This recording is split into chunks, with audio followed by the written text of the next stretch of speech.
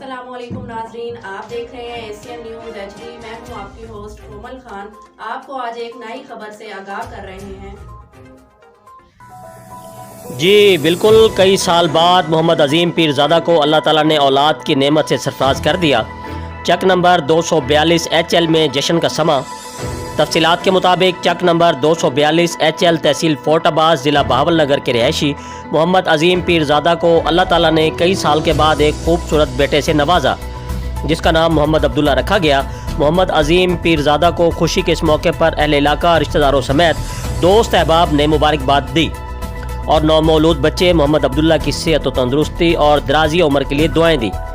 खुशी के इस मौका पर मोहम्मद अजीम पीरज़ादा के भाइयों और दोस्तों ने ढोल की थाप पर भंगड़ा डालकर खुशी का इजहार किया।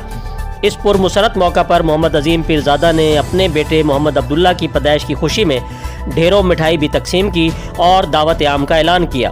जी, कैमरामैन टीम के साथ Mohammad Yusuf Shahzad Bhatti, bureau chief Punjab, Asian news Pakistan. जी, मज़ीद खबरों और अपडेट से बाखबर रहने के लिए देखते रहिए एशियन न्यूज़ HD।